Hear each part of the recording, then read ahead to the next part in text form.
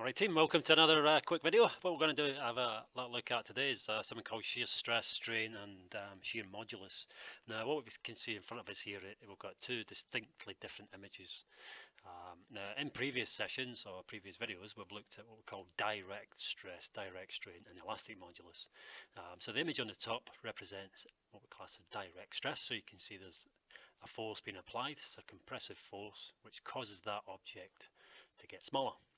And obviously if you apply a tensile force, that will go in opposite direction, which will get greater. Now on the bottom image, what you can see is that we've got a slightly different format in the forces being applied here. So we've got one force pushing to the right and one force pushing to the left.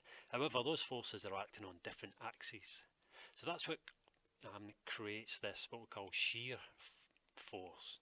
Okay, so the main difference being is that direct forces on the same axis, shear forces on different axes.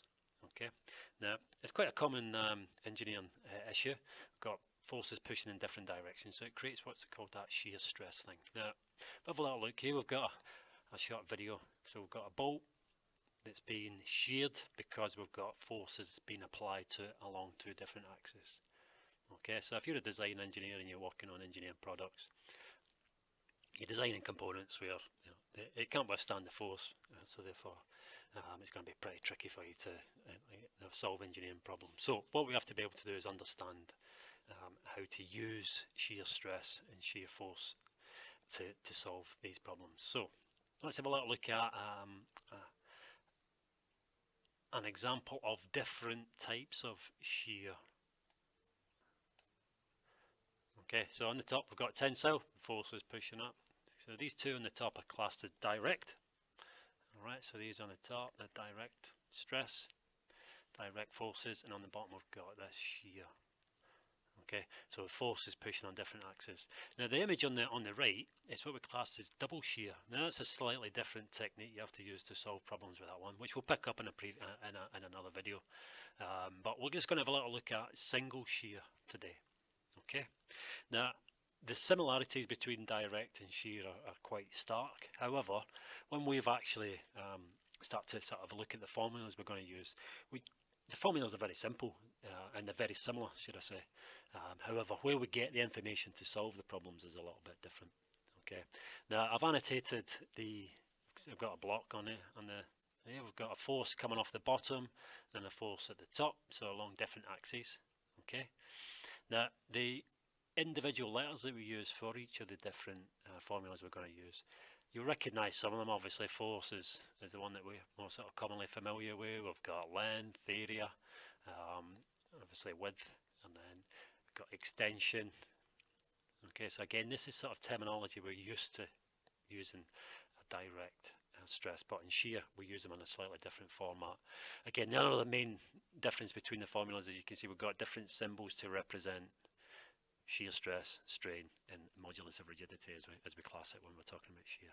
So the formulas themselves, we've got shear stress, which is equal to force over area, which is similar to what we've done in the previous videos, but in this case we have direct stress, force over area. Now you notice I've got a capital A here and a capital A over here, so they see that capital A as an area. Alright, our next formula we'll have a little look at is for our shear strain. So we've got a small a this time and a small b. Now that I've never seen that in a textbook before. However, if you have a look at your RQF formula sheet, they represent the extension, as it were, and original length with two different symbols. Alright, now we'll have a little look in an upcoming video on where we get this information from.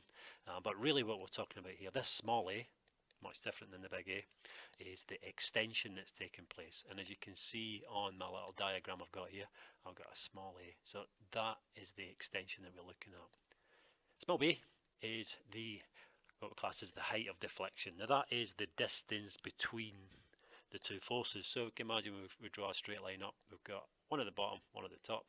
So in actual fact, that is what we class in our direct stress is the original length.